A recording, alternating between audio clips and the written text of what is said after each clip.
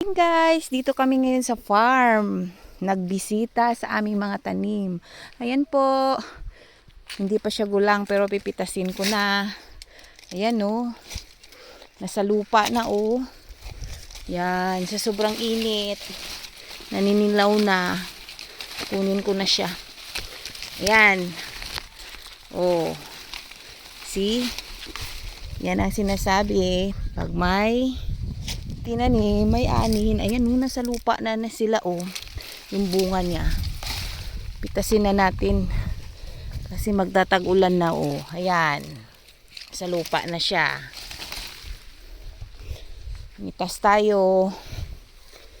Isa lang ito sa mga puno ng apple mango. Nagkandalaglagan niya, yung iba maliliit pa. Ayan po oh. Sa sobrang init yung aming avocado namatay. Ayan guys.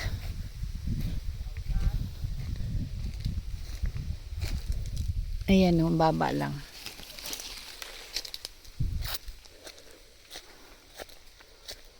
Sa sobrang init, konti lang ang bunga niya ngayon. Yan. Hindi na kailangan yung panungkit. Kunin na natin yung nasa lupa. Laglag na oh.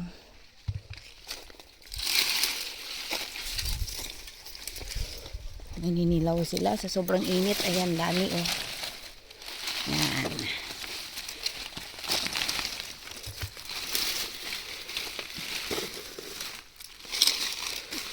Yan oh, bitak na siya.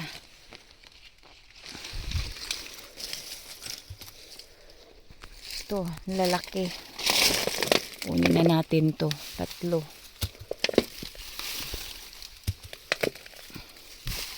Pwede nang pahinugin.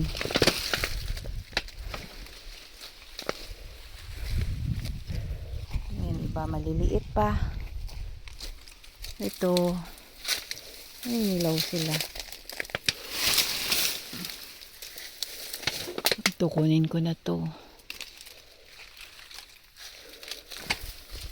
Ang init kasi. Yan. Sobrang init na. Ito, marami. Ito, nagtatago na sila. Yan, oh, nasa lupa na. Nasa lupa na.